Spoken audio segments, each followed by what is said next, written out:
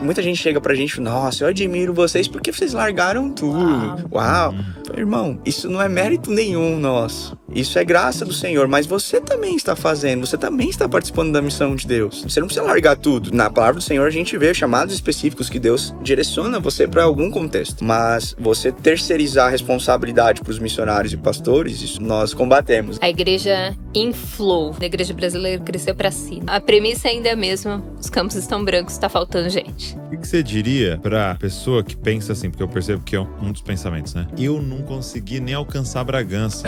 Como é que eu vou pensar no Ribeirinho? Por que investir no Confins da Terra se a gente não terminou a tarefa aqui? Boa pergunta. Fala, galera! Jesus Cop, Douglas Gonçalves por aqui para mais um Jesus Cop Podcast. Toda segunda-feira a gente tá aqui, essa mesa abençoada de comunhão, de testemunho, de aprendizado, e hoje não vai ser diferente. Queria agradecer você que tá sempre aqui com a gente ouvindo, assistindo, todo lugar que eu chego. Alguém me para, às vezes é no shopping, às vezes é lá na igreja, alguém me para falar, eu acompanho o podcast e fala de um episódio. Queria até que você comentasse aqui, qual um episódio assim que mudou sua vida, transformou você, mexeu com você, que te marcou profundamente. Coloca aqui nos comentários, mas eu queria agradecer você, e principalmente você que pega o link e divulga, porque é por pessoas como você que isso tem chegado tão longe, tantas pessoas têm sido alcançadas. E eu queria te pedir um negócio, se inscreve aqui.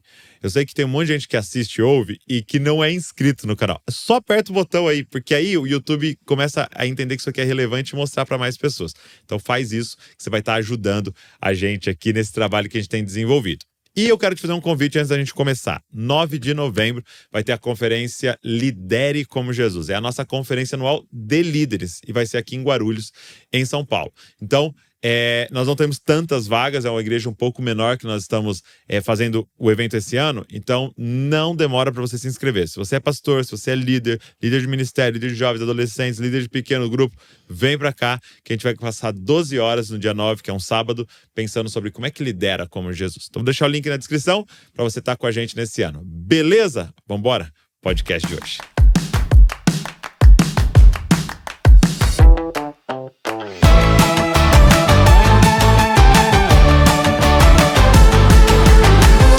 Lucas e Aline. Aline e Lucas. Missão do Céu. Missão do Céu. Muito bom. Eu acho que a gente podia começar, eu vou começar de trás para frente, mas só explica como é que nasce Missão do Céu, né? Você envolver missão e avião. Até você me trouxe aqui, né? O folder, achei maravilhoso o folder ser um avião. Bem criativo, né? O pessoal fala, poxa, que legal. Legal.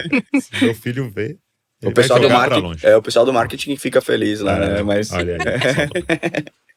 Mas legal, Douglas. Esse aqui que é o avião que você falou que dá pra montar, né? Isso, é uma miniatura de um das nossas aeronaves lá, o Compare. Então ele fica exatamente aí, dá pra colocar na mesa, muito bacana. Tá lembrado. Isso aí, pra orar. Mas fala um pouco pra mim, Lucas, como é que nasceu essa missão? Bacana. Nós precisamos voltar um pouquinho, acho que seria interessante contar bem rapidamente o panorama aí de como ela nasceu, né? A Missão do Céu é uma organização missionária nova, ela tem 9 anos, né? Nasceu através de 3 movimentos aí, os quais Deus fez algumas conexões muito interessantes.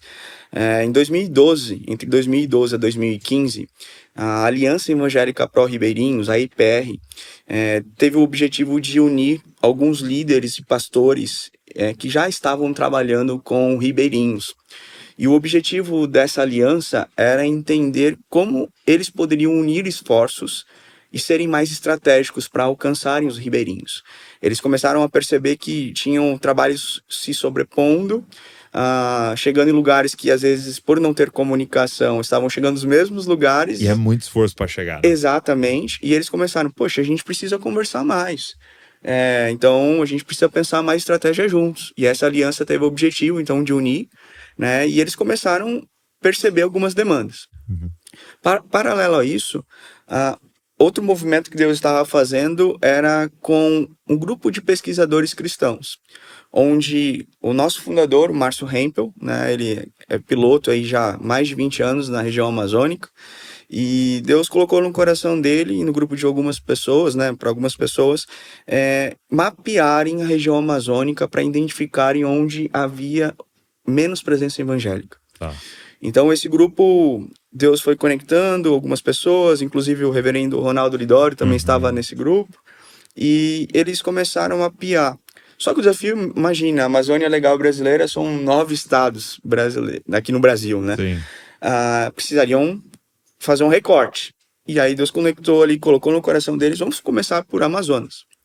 E aí eles foram, visitaram mais de 7.000 comunidades, começaram a ir por barco, alguns lugares que chegavam com transporte aéreo, às vezes com carro, que alguns lugares dava para chegar. E aí nisso eles começaram a identificar algumas demandas. Quais eram essas demandas? Uma comunidade de missionários anônima, onde eram largados muitas vezes, a falta de cuidado pastoral, cuidado missionário, relatos de missionários isolados num contexto amazônico, ali a logística muito complexa, e eles não tinham ferramentas contextualizadas. E claro, a logística, né? Então, baseado nisso, nasceu o projeto Fronteiras, que foi esse mapear do Amazonas, identificando essas demandas. Então, eu já falei do primeiro movimento, que foi a IPR, o segundo movimento entre os pesquisadores ali, que entenderam as demandas, e o terceiro movimento, Deus conectou, colocou no coração de uma família empresária brasileira, que queria levar o evangelho entre a região amazônica, entre os ribeirinhos e indígenas. Mas eles falaram, não posso ir até lá, mas como eu posso contribuir? E aí, com essa pesquisa, o projeto Fronteiras, nós apresentamos uma demanda, que é uma logística adequada, disponível, uma aviação que pudesse ser adequada, disponível e acessível. Mas aí o pessoal pergunta, o que é uma aviação adequada, acessível e disponível, né? A aviação, a gente fala ali na região amazônica, né, que não é um luxo, é uma necessidade. Não sei se você já deve ter tido a oportunidade lá de conhecer, não sei quantos que estão nos ouvindo aqui já viajaram, até fica o convite aí para conhecer a região amazônica. Mas eu fui só em Manaus. Manaus, tá. Eu vou contar aqui, vou dar um exemplo.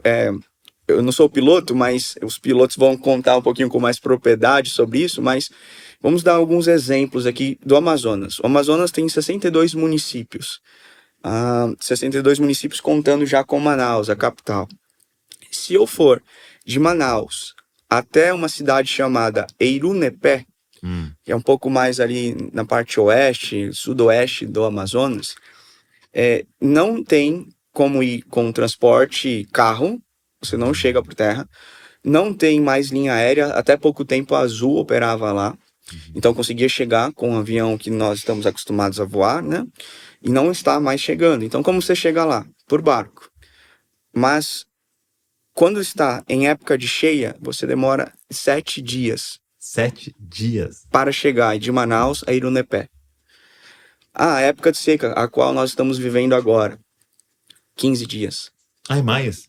Uau. Porque os rios estão secos, é vazante, os rios vão se esvaziando e você tem mais dificuldade de chegar lá. Então, esse mesmo lugar de avião, nós fazemos em torno de 3 horas e meia. Então, um lugar o qual a gente chega a 7 a 15 dias, a gente faz 3 horas e meia. Então, uma aviação adequada, o que seria isso? Um avião que consiga pousar nesse local. Não adianta chegar em pistas que não comportam aviões de grande porte, seriam de pequeno porte. Então, uma aviação adequada seria ter os aviões corretos para chegarem nesses lugares. Disponível é que nós precisamos ter aviação disponível para os trabalhos missionários existentes. Tivemos um relato há pouco tempo, né, de um filho de um missionário, bebezinho, passando mal, estava à beira da morte. 3 dias para chegar em Manaus, de barco. A gente fez um voo de 1h30 praticamente, conseguiu resgatar, graças a Deus está bem, mas foi uma questão emergencial. Então, disponível. E acessível é custo. Uma hora voo hoje num avião que nós temos, lá que é essa miniatura aqui, o Compare, é em torno aí de R$3.000 a hora. Aí multiplica para ir Eirunepé, 3 horas e meia para ir, mas 3 horas e meia para voltar. Multiplica isso e repassa para o trabalho missionário. É inviável. Sim. Tá? Só que... Então, uma ida e volta, mais ou menos uns 20 mil reais. Exatamente. Isso porque o nosso custo operacional, ele é o mínimo possível. É só a hora de voo, combustível e a manutenção. Porque a nossa tripulação, ela é voluntária. São missionários pilotos. Não são pilotos missionários. A gente fala, entenderam o chamado que com a profissão, eles entenderam que poderiam servir no contexto transcultural através do dom que Deus deu a ele, do talento ali, que é pilotar, né? Então, é bem interessante isso, né? E aí, esse custo, então, é só operacional. E aí, a gente começou a perceber que, ok, lembra do terceiro movimento, grupo familiar ali? Nós apresentamos para eles, precisamos de uma aviação adequada, que seja disponível. Mas se nós tivermos uma aeronave e não conseguimos bancar o combustível, de nada adianta. Enfeite. E aí Deus colocou no coração deles, não, além de dar aeronave, nós também vamos subsidiar essas horas de voo. Então, o que acontece, para resumir a história da Missão do Céu? Deus movimentou 3 grupos, e cada um fazendo um pouquinho. E aí, em 2015, a Missão do Céu nasceu, com o objetivo de levar o evangelho mais longe, em lugares que a gente fala que nessa pesquisa 80% da força missionária no Amazonas está concentrada num raio de 300 quilômetros. O que é isso? 1 dia a 2 dias de barco. 80% da força missionária está concentrada nesse território. O desafio está acima de 2 dias de barco. 1 a 2 dias de barco. Aí é onde começa a ter dificuldades, com menos presença evangélica, com dificuldade logística, menos ferramentas, menos capacitação contextualizada, menos cuidado pastoral. Então, nasceu com o objetivo de utilizar o avião como meio para chegar nesses lugares, né? Cara, muito legal o que você está falando, porque assim, só nessa sua fala inicial, né, desses 15 minutos que a gente está aqui, o que eu achei maravilhoso, assim, é o tanto de profissionais e funções diferentes que você descreveu, né? Porque a maioria das pessoas, quando a gente fala que missão, missionária, ele vai pensar realmente a ponta da lança, né? A pessoa que está lá falando de Jesus para alguém que nunca ouviu tal. Mas você me falou de um pesquisador. Exato. Entendeu? Então alguém aqui talvez seja chamado, por isso eu estou trabalhando até com isso. Você me falou de um empresário, ou uma família de empresários que contribuiu com suas finanças. Você me falou de pilotos de avião, entendeu? Então alguém aqui que ama avião e fala assim, nossa, eu nunca vou poder ser missionário, né? Eu vou continuar pegando parte do meu salário ali, investindo. Mas tá falando do cara que ele é um missionário, piloto, né? Que mais você falou aí? Marketing, a gente começou falando. O marketing, a gente começou falando aqui, alguém fez esse folder e tudo isso, alguém tá organizando essa logística. Mecânico de aeronaves. Mecânico de aeronave e...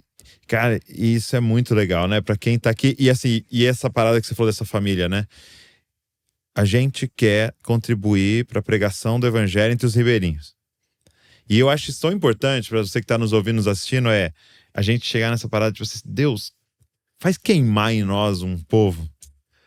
Nos dá um povo. E aí, assim, dentro do que a gente pode fazer, né? Dentro do que a gente é possível fazer. Agora, deixa eu ter uma pergunta para vocês, depois a gente vai voltar para a Missão do Céu. Você, Lucas e a Aline, por muito tempo foram envolvidos... vou usar esse termo muito ruim, né? Mas no trabalho normal, né? No trabalho das 8 às 5 ali, né? Então eu tava aqui que o Lucas, ele tem mais de 15 anos de experiência nas áreas de projetos sociais, financeiras, administrativa, técnica, comercial, dentro do terceiro setor, ensino, indústria, tecnologia, aviação comercial. Aí você tem formação em teologia, com ênfase em missiologia e pós-graduação em missiologia. E aí administração de empresas e MBA em gestão financeira. Então você chegou a trabalhar nessas áreas de gestão financeira e tal. E a Aline ela também formou em teologia, aconselhamento bíblico, mas também em pedagogia, e você também chegou a trabalhar por um tempo dando aula, né? Eu queria que os dois contassem como é que foi essa decisão de abandonar seus trabalhos e se dedicar de forma integral. Nossa história, assim, juntos, começa de uma maneira muito quase abrupta, dos 2, 3 meses de casados. O Lucas fala, eu entendi, é isso, eu vou fazer a minha profissão para o Senhor, vou trabalhar aqui nessa organização missionária. E realmente, de uma semana para outra, ele largou e foi. E eu, não é possível. Não é possível que esse cara tá assim. Como assim? Por quê? Aí depois a parte dele conta como chegou nisso. Mas eu continuei trabalhando na escola. Você era professora do quê? Era professora de educação infantil, ensino fundamental. Geral, Eu me formei, um mês depois eu estava trabalhando na prefeitura e assim, estava servindo ali, né, na igreja local, tudo bem. Me converti numa igreja que nos incentivava a servir. Então, eu lembro que eu me converti e logo depois eu já estava visitando o hospital, visitando pessoas, servindo na comunidade. Aquilo foi excepcional. Achei o máximo aquilo. Falei, nossa, isso é isso, assim, Jesus está aqui. E 6 meses depois que eu me converti, teve uma conferência missionária. E eu não me lembro quem era, quem estava pregando, quem foi. Mas eu lembro de ouvir aquilo e falar, eu quero isso para minha vida. Não quero servir de outra maneira. Falei, Jesus, me leva. E eu lembro bem que o missionário falava, então, ali no campo tem algumas comunidades que comem barata. E eu falava, é isso aí, cara, eu como barata, se necessário for, eu vou. Muito animada, mas não contei ninguém pra ninguém dessa igreja local. Porque eu entendi que também, servindo a minha comunidade, eu já tava fazendo isso, e já tava bem, né? Tudo bem, aí voltei a morar em Santos, e meu pastor lá, quando eu cheguei, ele falou, nossa, você tem esse chamado, maravilha, você vai estudar. Eu falei, nossa, que sem graça. Eu tô dizendo que eu quero ir pra... Comer barato. Não, você vai estudar. Eu falei, você vai fazer alguma coisa. E eu entendi, então, que a pedagogia tava ali, né? Pra servir mais. Porque eu falei, bom, então criança tem tudo que é lugar. Se eu for bem nisso, eu posso entrar em qualquer comunidade, né? Servi, fui ali, fui indo. Mas também, a gente não sabe, plano de Deus, erro nosso, mas... Eu fui me envolvendo demais também na profissão. E aí eu falei, não, então é aqui mesmo, então eu vou me debruçar nisso, vamos ser a melhor professora que eu posso ser. Aí trabalhei junto com coordenação, tal, voltei. E nisso, conheci o Lucas. Quando eu conheci o Lucas, a gente como casal começou a conversar de novo sobre isso. Poxa, e aí? Os planos que você tem pro futuro, como é que vai ser? Onde se encaixa, né? Onde nós dois nos encaixamos. Os propósitos, né? E aí, poxa, nós queremos que o nosso lar seja assim, um lar pro Senhor, Deus nos usa. Aquela oração que você nem imagina o que vai acontecer depois, né? Senhor, mas tá aqui, mas tudo bem, que é assim, Deus nos usa a gente aqui, né? Quando o meu esposo falou, eu tô indo, por favor, vamos ver o que a gente pode fazer. Eu acompanhei ele durante esse tempo à distância, então ele ia lá em Manaus, servia, e eu ficava aqui, trabalhando, garantindo sustento. Até que orando teve uma hora. Por ele. Olha, vai em paz, mas eu tô aqui, plena, sossegada. Até que teve uma hora que Deus falou assim, aquilo começou a mexer, falando, nossa, estranho, eu amo o que eu faço, mas não tô bem aqui, tem alguma coisa estranha que eu não entendi o que era. E tava tudo bem na escola, tava no lugar que eu gosto de fazer, amava fazer. Eu falei, tem alguma coisa estranha aí. Vamos orando, e a vontade de estar mais próxima, que você ia vendo as necessidades. E o pessoal da nossa organização, que a gente serve, falando, você podia estar mais presente. Eu falei, mas não dá, a gente ia de vez em quando para Manaus só. Aí Deus falou, bom, chegou a sua vez. Eu falei, não, aí deixa pra lá, acho que eu tô ouvindo besteira. E Deus indo, trabalhando no coração, não, é sua vez. Mas aí a gente viu que, poxa, a gente confiava até certo ponto. Porque confiar indo e agora confiar indo os dois... Aí dá aquele bug na cabeça de, nossa, cadê minha confiança? Cadê? É fácil falar para os outros, mas na nossa vez, como é que vai ser? E Deus, ele é pedagógico, generoso, e trabalhou com a gente, assim, usando pessoas, a palavra de Deus de sou eu quem guardo, sou eu que direciono, não fica olhando para trás, não fica olhando pessoas, não fica presa em sustento, que eu vou guardar. E aí, então, eu pedi a exoneração da prefeitura depois de quase 15 anos ali. E aquilo foi um baque, Qual assim. que você acha pra você era, assim, o mais desafiador, assim? Era a confiança, questão financeira? Ou era prefeituras que queriam ter um pouco mais de estabilidade? Ou era... O que pra você era mais, assim? Eu acho que a gente vai, com o tempo, confundindo pertencimento na profissão, né? Geralmente, quando me perguntam... Nesse processo, nosso pastor perguntou, Aline, quem é você? Eu falei, oi, tudo bem? Eu sou professora. Sua identidade estava ali, tá? A primeira coisa, sou professora. Ele, não, essa não é você. Quem você é? Pera, Ah, tá, entendi. O senhor quer que eu fale que eu sou esposa primeiro? Eu sou a esposa dele. Quem é você? E aquilo deu um bug na cabeça e foi nesse processo que Deus trabalhou nisso. A minha identidade está em Cristo, eu sou filha, eu pertenço, eu sou serva. E uma das minhas funções é ser professora, é ser esposa, e Deus pode tirar isso, mudar isso e apresentar. Pra mim, o pior foi essa identidade, que eu achei que eu nunca tinha. Eu falei, imagina, o que Deus me mandar fazer, eu vou, eu sou tranquilo. E aí, quando tirou, eu falei, opa, o que é, né? Não, mas eu sou serva, eu vim aqui para ser embaixadora. Então, eu posso ser embaixadora enquanto eu estiver na minha profissão, enquanto eu estiver na escola, enquanto eu estiver lidando com pais, ou eu posso ser também hoje cuidando de missionários, trabalhando lá no Amazonas, ou onde Deus mandar. Sim. Então, só pra galera saber, hoje, o que você tá fazendo? Hoje, eu trabalho em 2 organizações, que é a Missão do Céu e a MTB, e ambas para cuidar do missionário. Tá. Hoje eu tô dentro da Missão do Céu mais com os pais, e dentro da MTB, um ministério chamado Filhos, que cuida só dos filhos de missionários. Porque ambos, né? A família missionária como um todo. Tem uma carga que é enorme, que a gente como igreja lança sobre eles e eles mesmos lançam sobre si, né? Nós tendemos com o tempo no campo a achar super-heróis e tudo mais, e a igreja abraça isso também, né? Nossa, você é impecável, tá? E isso se reflete nos pais, também por falta de recursos, por falta de tudo, né? É uma bênção, tem grandes coisas, tem coisas boas, muito boas, mas tem os seus desafios. E os filhos, com o tempo, foi notando que, opa, a gente tá cuidando dos pais, mas os filhos a gente tem que fazer alguma coisa muito específica. E aí, então, nasceu, uns 10 anos atrás, esse ministério que cuida só de filhos de missionários, ajudando os pais a olharem para os filhos, a darem uma atenção, para a igreja cobrar menos, deixar... Enfim, não, você sabe como filho de pastor... Eu vou querer isso, saber, né? Mais essa parte aí. Desse trabalho com os filhos. Né? Tá. Beleza. Então, seu maior desafio foi a questão da identidade.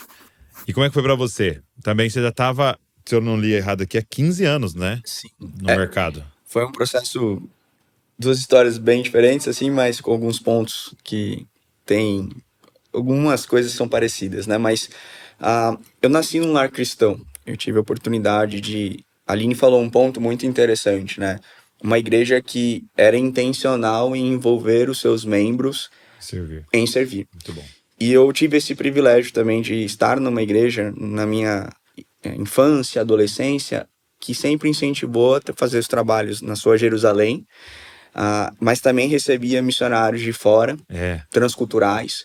E aí eu comecei a entender um gringo vindo de fora fazendo um trabalho aqui no Brasil. O que é isso? Um moleque, né? Adolescente, não entendia muito isso.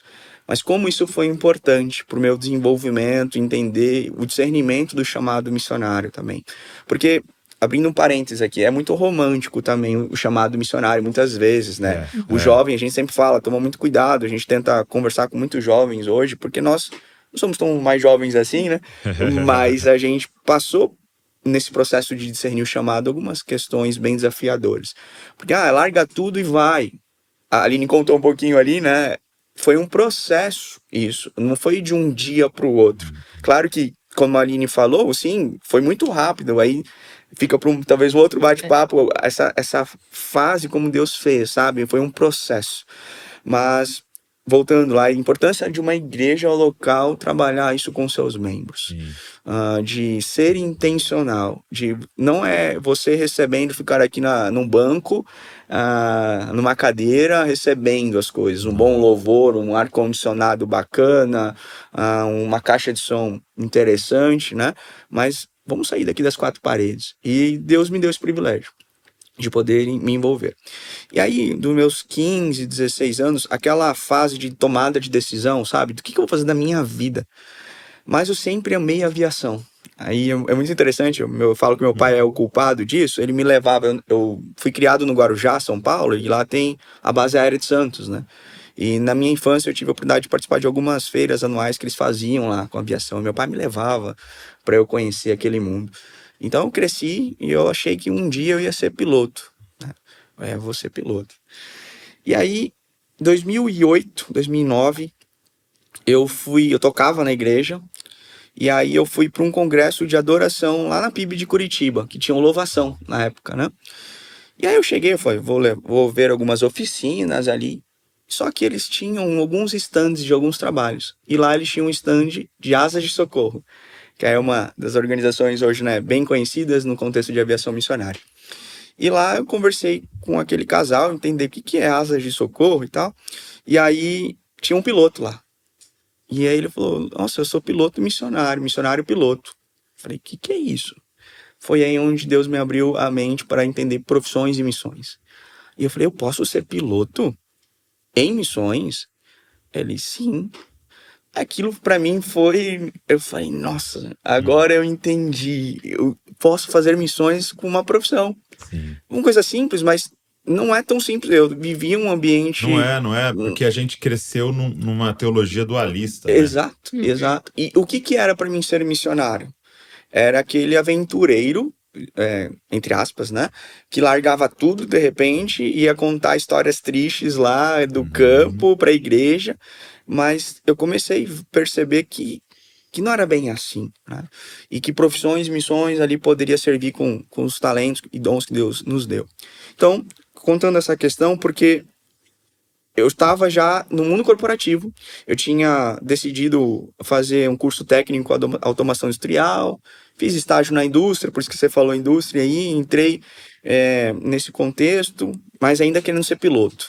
Só que era um custo muito alto. Os cursos, as aulas, para ter aula, hora-aula, treinar. Exatamente, tudo muito caro. E aí, dos meus 18 até os 20, trabalhando, já fazendo engenharia na época, já, assim, caminhando uma trilha aí de um sucesso profissional, vamos dizer assim, né? Não pela minha capacidade, mas pela graça do Senhor ali permitindo viver algumas coisas. E aí eu com aquilo no coração, eu quero ser piloto. Resumindo, Douglas, eu larguei tudo e fui. Eu tinha juntado um dinheiro, eu falei, eu quero viver aviação, pensando em missões. Na época ali já entendi já tinha essa conexão na sua cabeça. Foi quando eu fui nesse congresso e eu entendi ali meu chamado ali. Aí eu falo que Deus fez ali eu entender que eu poderia servir em missões transculturais. Mas lembra, foi um processo, eu me conectando com a igreja local, conhecendo o contexto missionário e tal. Então, eu larguei tudo, fui fazer aulas teóricas de piloto, cheguei a fazer 14 horas de voo, caminhando. Não, eu não tinha ido para uma escola cristã, porque tem asas de socorro que tem já essa pegada com veia missionária. Fui para uma escola de aviação comum. Eu falei, poxa, eu vou ser um piloto missionário. Mas aí meu coração começou a tomar, não quero mais ser, eu quero ser um piloto de jato executivo. Eu quero ser um piloto de linha aérea. Lembra, a Aline falou sobre essa questão da profissão e eu comecei a falar, vou contar para as pessoas agora aquele status, né? O piloto é muito bonito, né? Sim. Até um dia que um senhor já aposentado falou, Lucas, você nada mais é do que um motorista no céu, né? Aí ele viu que eu tava querendo, assim, porque meu pai é motorista, não tô colocando as profissões assim abaixo, sim. Mas ele viu que meu coração tava indo... É porque nenhum motorista fica se achando o top. O piloto vai também. Exato. É importante, todas as profissões são importantes, né? E aí, foi isso, Douglas. Eu vivi um pouco, mas Deus mostrou claramente que não era para ser piloto. E isso foi a maior frustração da minha vida. Aí eu falei, Deus, eu entendi tudo errado. Aí eu larguei a aviação, falei, não vou ser piloto, então eu vou voltar para o mundo corporativo. Aí foi onde, quando você falou, Deus me permitiu viver aí esses quase 10 anos dentro do mundo corporativo, né? Mas eu não sabia que Deus estava já trabalhando nisso, né? A Aline falou de educação. Hoje ela trabalha com filhos de missionários. Educação. A gente às vezes não entende os propósitos do Senhor, né? O que parece ser desvio, na verdade é Deus colocando bagagens, né? Na sua sacolinha para depois você chegar lá e falar, opa, não, posso ajudar nisso, eu tenho nisso. E Deus nos trilhou nesse caminho para hoje chegar aqui. Né? E hoje nós trabalhamos dentro do contexto de aviação missionária. Eu não sou piloto, mas sou um gestor, um administrador, né? Hoje eu estou ali tendo a oportunidade de gerir, cuidar da equipe, gestão de pessoas, gestão de processos, com a minha formação em alinhamento, né? Ali, depois que eu larguei a engenharia, eu fui para administração, porque eu queria viver o mundo de negócios e tal. Ferramentas que Deus nos deu para que hoje a gente pudesse trabalhar no contexto missionário. Foi um processo, né? Eu estou tentando resumir aqui anos de história, mas para resumir essa questão de por que a gente foi parar em missões transculturais. Estávamos na nossa igreja, onde nós casamos, onde nós tivemos a oportunidade ali de conviver alguns anos. Foi um pastor missionário, Márcio Garcia, fundador da MEAP, que trabalha a Missão Evangélica de Assistência aos Pescadores. Trabalha com pescadores artesanais aqui no Brasil. E aí ele falando, Márcio, quem conhece, sabe que ele, nossa, extremamente, ele fala muito bem, ele é muito, muito engraçado falando, e ele desafiando os jovens e tal, e aquela chama no meu coração. Eu tava no mundo corporativo, lembra a frustração que eu tive ali, de achando que ia ser piloto, tinha largado a ideia de ser missionário, e ele desafiando. Aí eu cheguei no final do culto, falei, ei, Márcio, pastor Márcio, o que um administrador de empresas que trabalha com finanças pode servir num contexto missionário transcultural? Me conta isso aí. Aí ele balançou a cabeça. Vai conversar com, na época, hoje ainda, o diretor executivo, o Evaldo, 20 anos de carreira bancária, viveu um pouco do meu contexto. Aí, história longa. Aí foi quando aí entra nessa questão. Aí eu estava nos 3 meses de casado. Aí entra essa conexão. Por isso que eu tô dando essa volta, só para vocês entenderem. Mas foi um processo que Deus permitiu a gente viver como família. Existem alguns aprendizados nesse contexto. Então, a gente sempre recomenda como casados. Eu cometi alguns erros como homem. E hoje eu reconheço isso. Mas na graça do Senhor, Ele permitiu, nesses erros, ensinar a gente ainda convergir para o plano dele. Isso é lindo demais, é graça dele, né? Sim. Porque normalmente você faria uma formação teológica, aí no seminário, aí você vai pensar para onde você vai. E a gente foi fazer, né, a formação e tal. E aí foi indo e compreendendo. E graças a Deus, por exemplo, pela MEAP, que abriu as portas e falou, vem entender o que é isso, vem começar a ver o que é isso, né?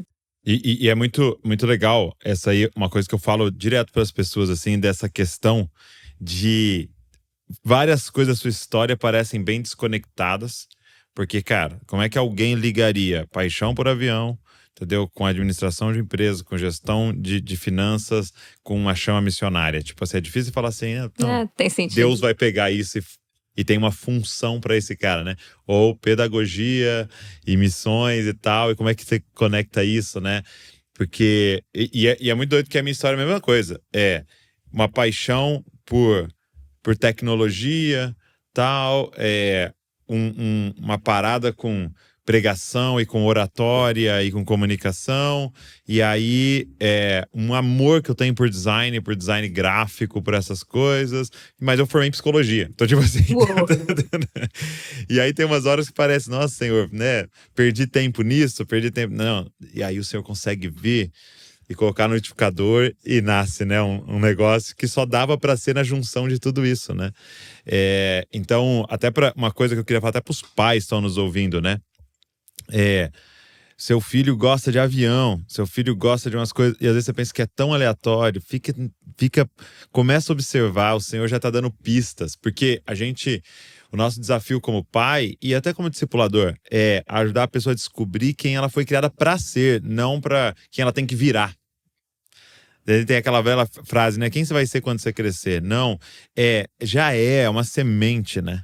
E aí tem que ficar descobrindo quem que é essa criança, né? Quem que é essa pessoa, né? Para ajudá-la a entrar. Que nem o Natan que tá aqui, né?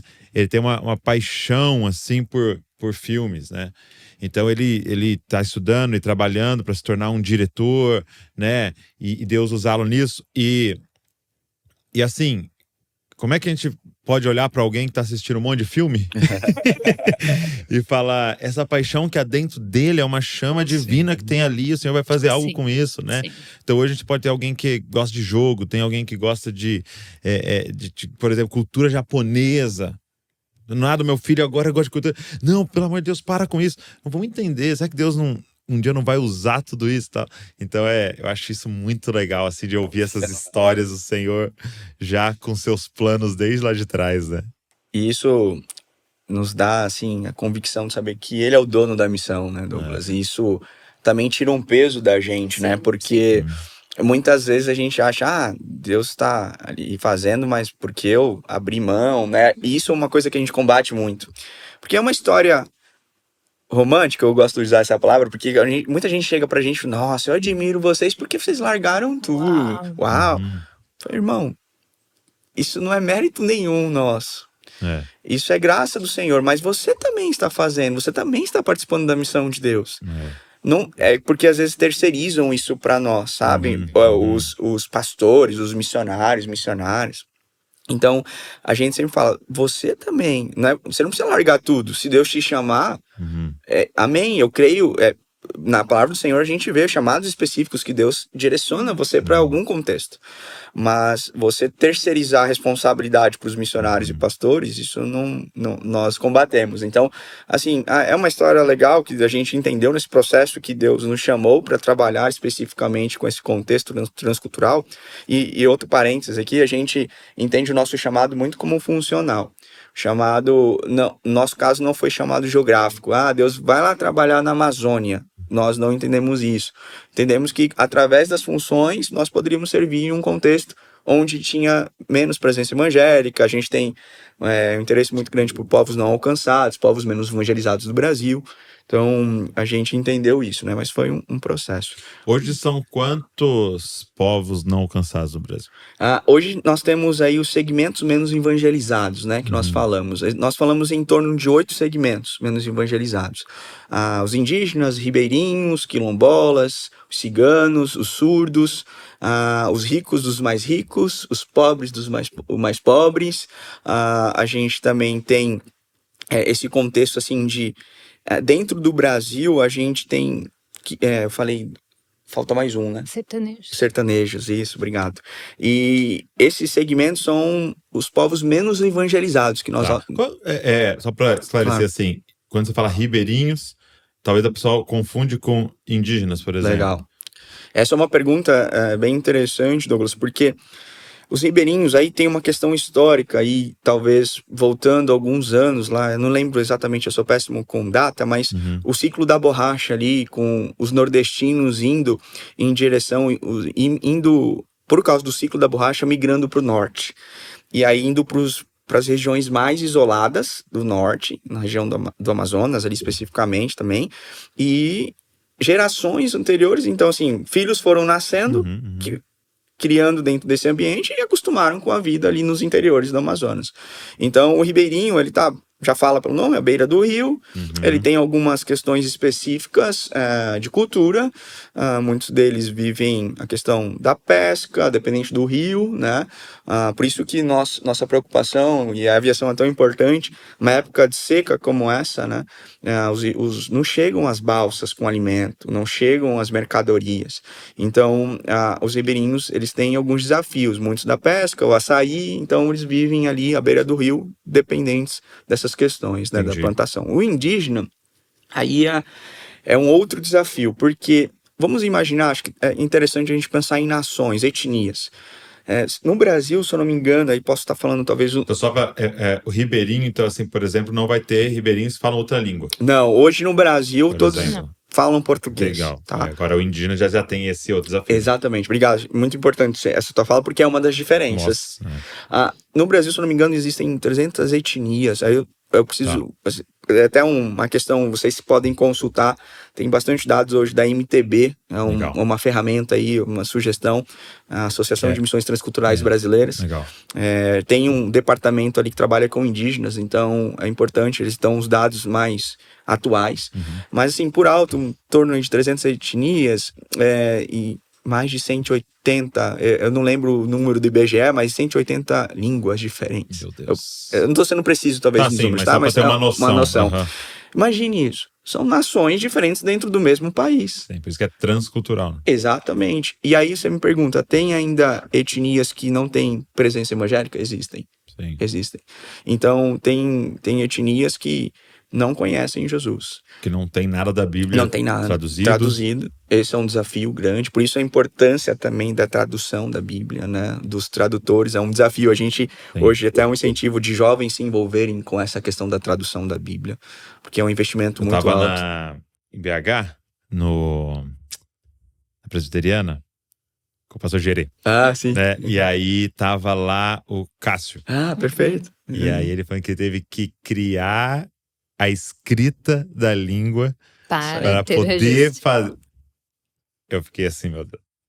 Tem que criar a escrita. Aí ele mostrou um dicionário que eles criaram da língua para poder, então, traduzir parte, né, da Bíblia para eles começarem a ter acesso. Mesmo. E é um projeto de longo prazo, né? 40 anos, às vezes. Então, e custoso, né? Sim. Então, é isso. Assim, os indígenas hoje no Brasil são desafiadores, estão isolados na selva amazônica, né?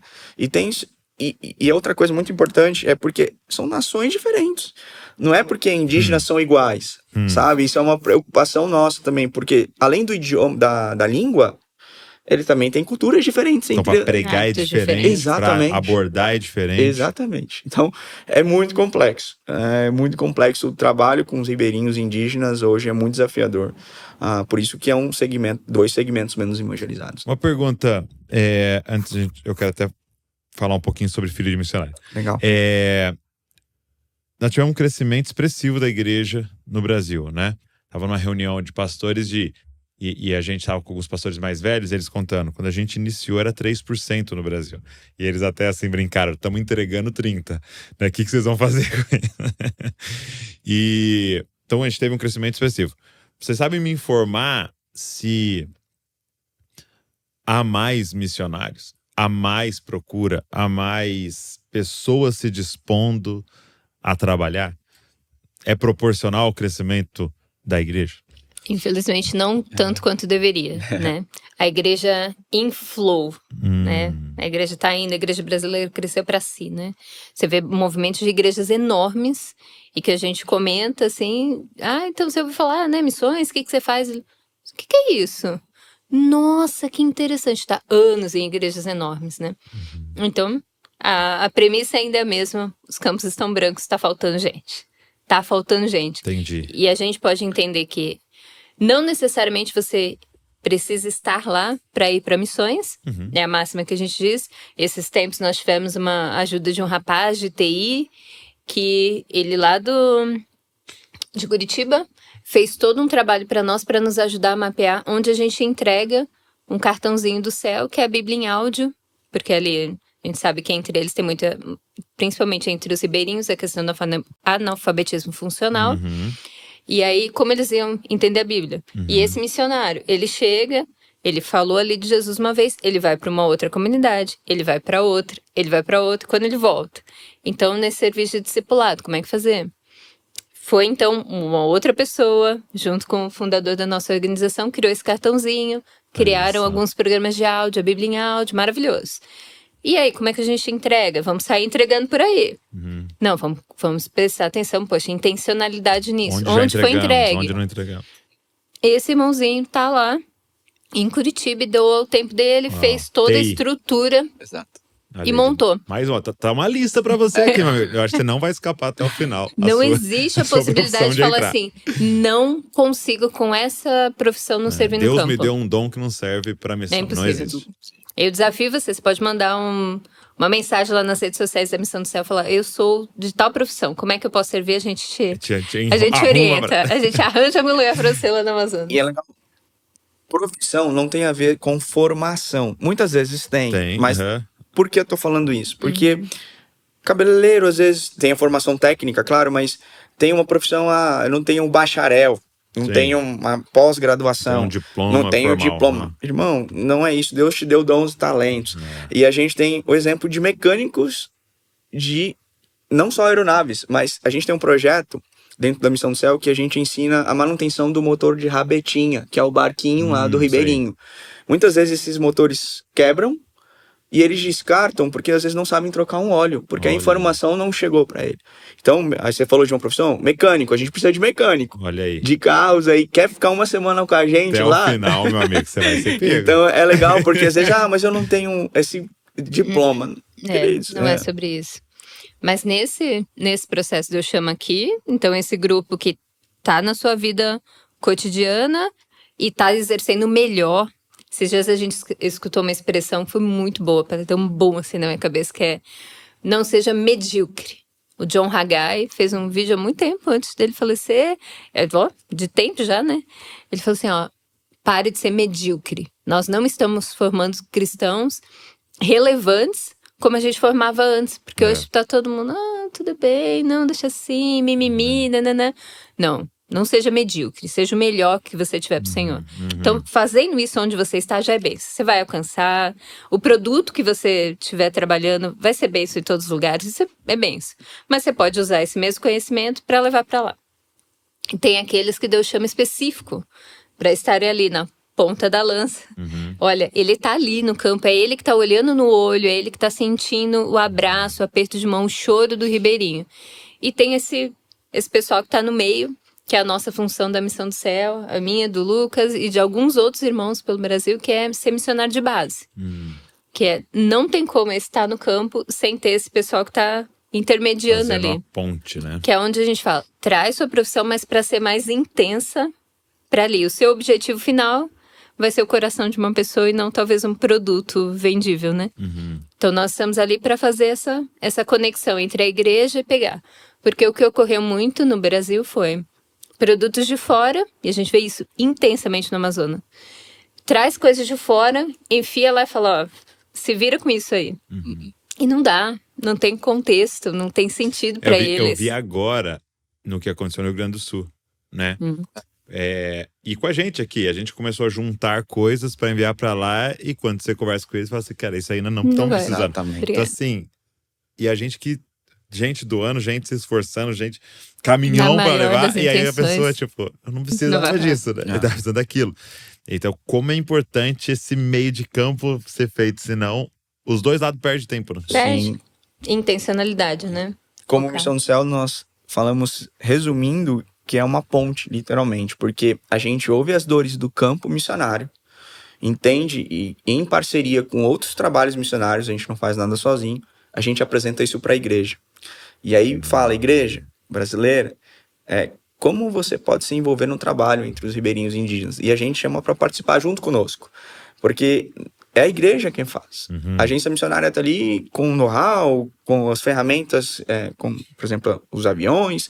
A gente está ali para servir a igreja, para servir uma igreja que ainda não está formada e não conhece a Cristo.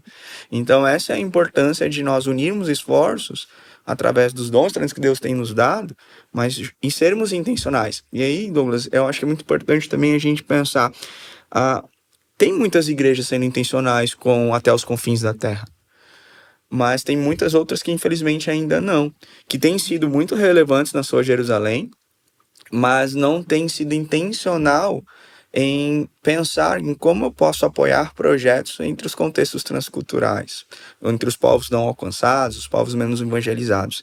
Então, acho que é encontrar um equilíbrio. O que você diria para pessoa que pensa assim, porque eu percebo que é um dos pensamentos, né?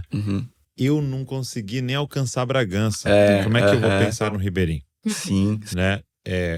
Que resposta... Por que investir no confins da terra se a gente não terminou a tarefa aqui? Boa pergunta. É difícil, quer responder? Não, tô brincando. Vamos passando adiante? Não, mas boa pergunta, Douglas. Eu acho que o primeiro desafio é você, como igreja, assim, entender que você precisa ser relevante e fazer a diferença na sua cidade. Isso é ponto. Isso Deus chamou ali para você ser um diferencial nesse contexto. Mas se você esquecer de Atos 1:8, eu creio que nós estamos errando também. Porque Atos 1:8 fala que nós precisamos de Jerusalém, Judéia, Samaria, até os confins da terra. Então, acho que o desafio é criar...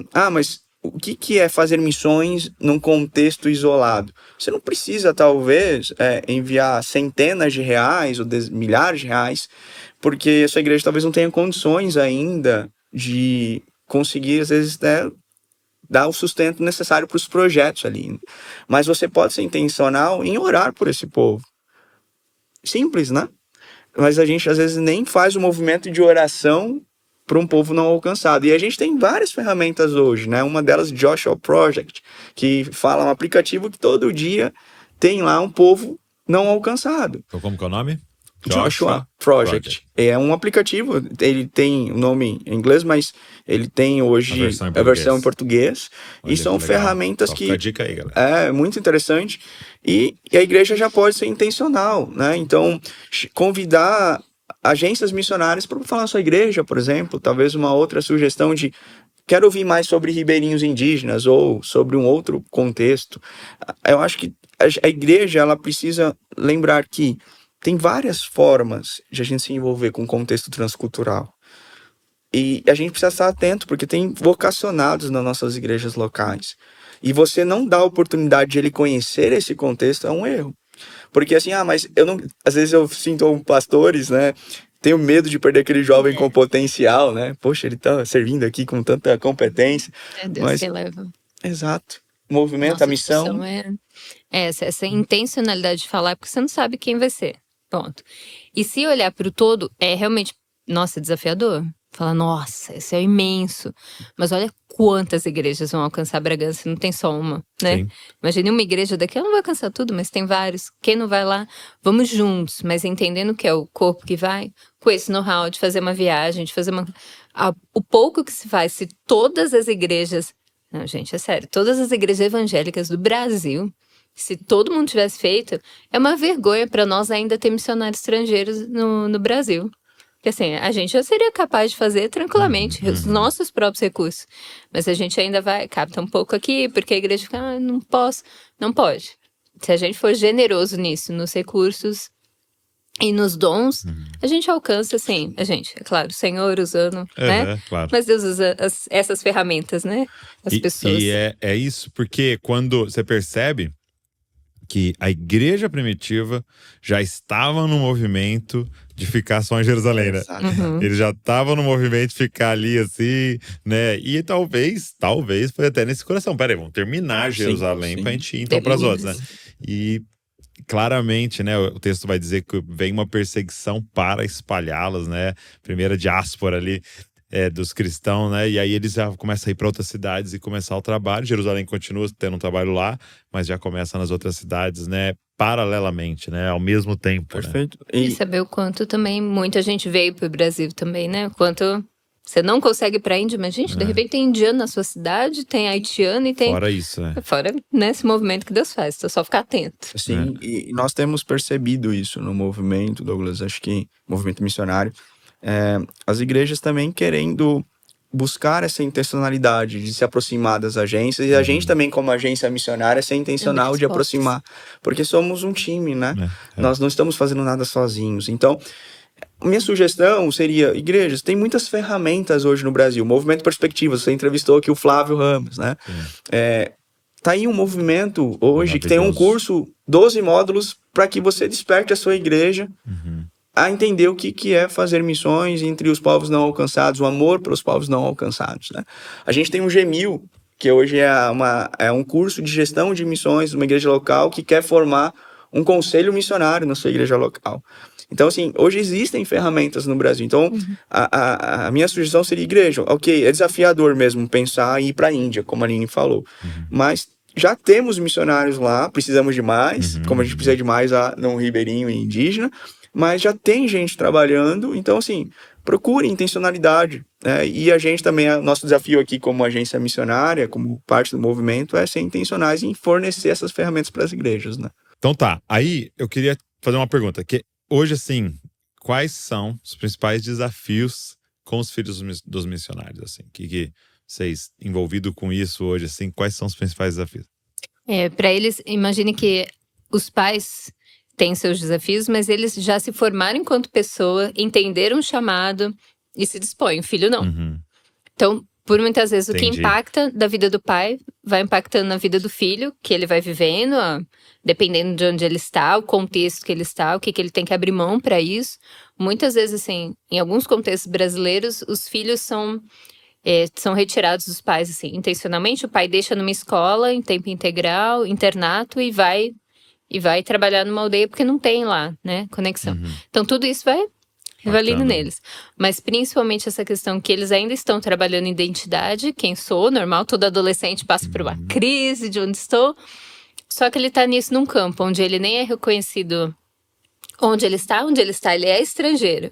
E quando ele volta para a igreja local, de onde saiu, ele também é estrangeiro. Porque ele é estranho lá. Ele fala, poxa, você não é daqui, mas ele também não é daquilo. Então, de onde ele é?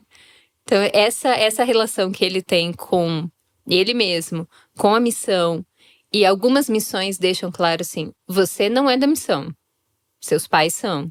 E outros, não, você vem. Aí ele fala, bom, então eu não sou nem missionário, eu não sou nem daqui, eu não sou nem dali.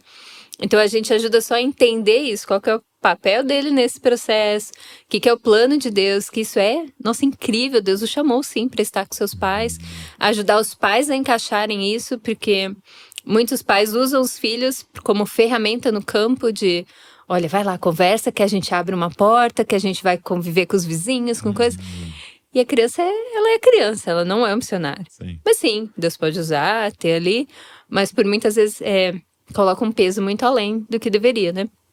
Então, essa criança, nesse processo que vai crescendo, criança, adolescente, jovem, e principalmente o desafio deles para depois, aqueles que estão fora do Brasil, é o retorno, porque o país de origem de passaporte é onde, quando o bicho pega, é onde você volta. E quando eles estão lá, os pais estão indo, eles começam a se identificar, poxa, deixa eu ver o que eu vou fazer da vida, ele vai voltar pro Brasil. E aí não tem apoio da igreja brasileira, porque afinal eu apoiava seu pai. Você tá aqui, quem é você? Você não sei nem quem é você não tem nada. E fora que, se não conviveu com a língua portuguesa, aqui ele vai ter muita dificuldade. Porque lá, geralmente, o português ele é desprezado em muitos países. Se o pai não tem consciência disso, deixa o português de lado para emergir na cultura, né? Vamos aprender o francês, e deixa de lado. E aí, quando ele volta, como é que ele vai fazer uma faculdade sem ter o mínimo de noção do português? E ele vem pra cá. É onde ele vai voltar, né? Então, essas são algumas questões que entram e a gente ajuda tanto o pai, quanto ele mesmo, o filho de missionário, mas principalmente as agências a darem já esses retornos para os pais, a estarem presentes, para quando esse filho tem o tempo dele, ele decida, eu vou continuar ou não. E graças a Deus, vários têm, isso é lindo de ver. Sim. Mas também no plano de Deus, vários deles também não vão ser missionários, mas pelo menos estão saudáveis diante de Deus, de falar, poxa, eu vivi ali, fiz minha parte também, né? Vão ser testemunhas do Senhor nos contextos onde Ele mesmo, onde Deus vai enviá-los, né? Então, glória a Deus por isso. E é legal que você deu algumas chaves aí, assim, eu logicamente ouvindo aqui muito atento, né? Para filhos de pastor também, isso, né? Que é porque você tá falando a mesma coisa, né? Perfeito. Porque às vezes eu vejo assim dois extremos, né?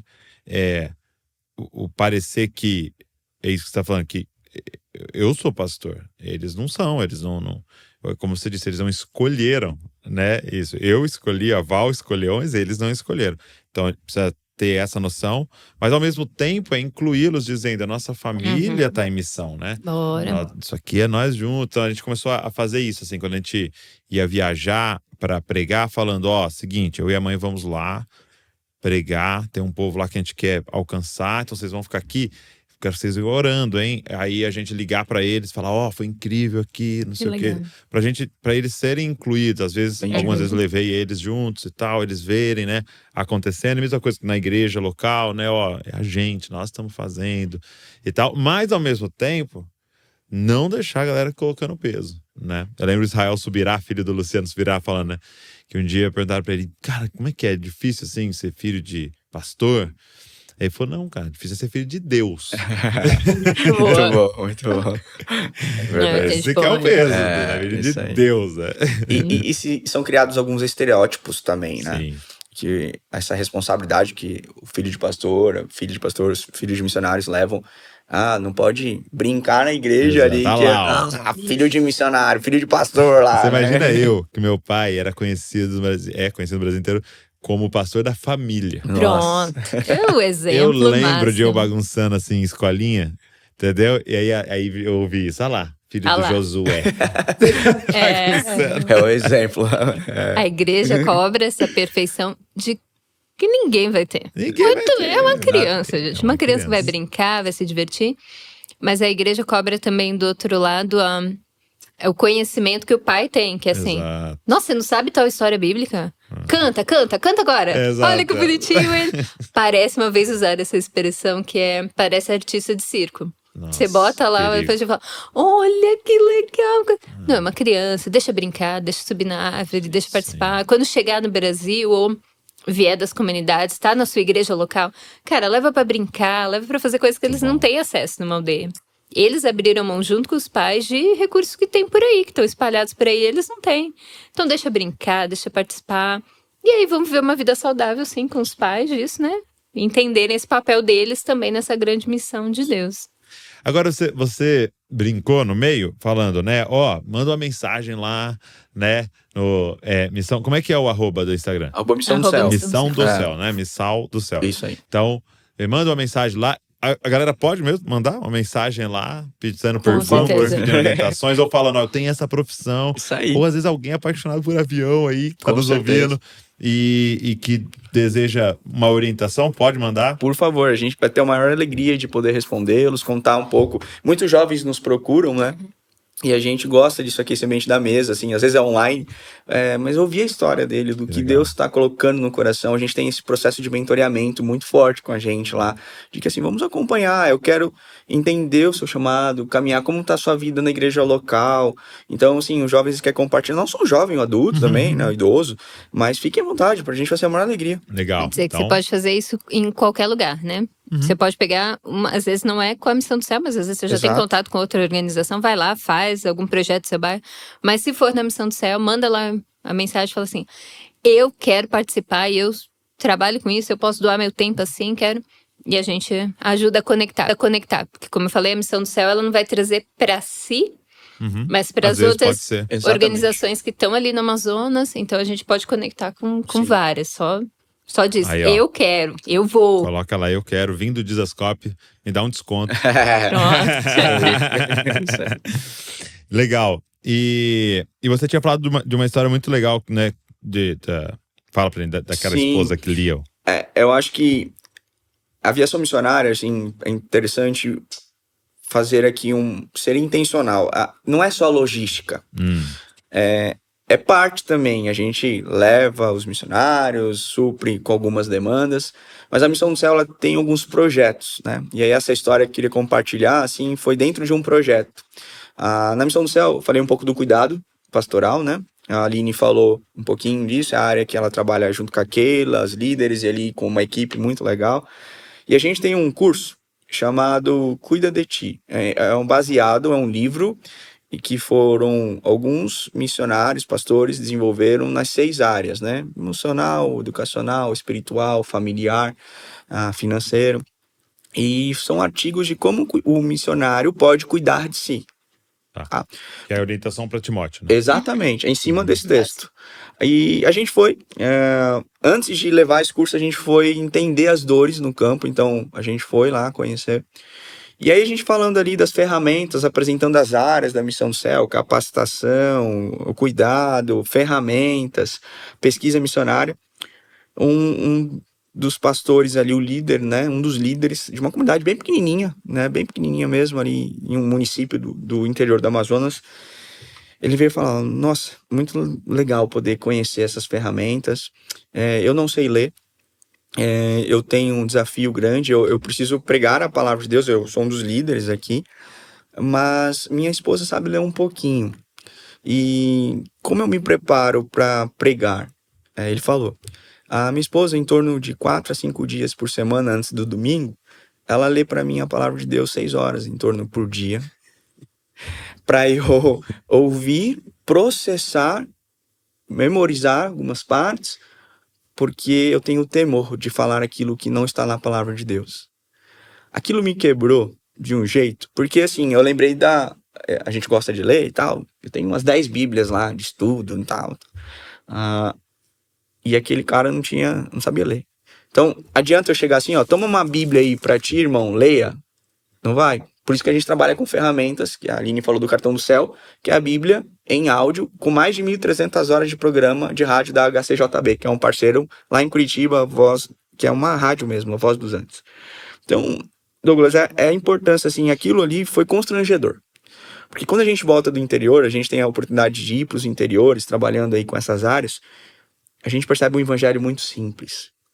O evangelho é simples.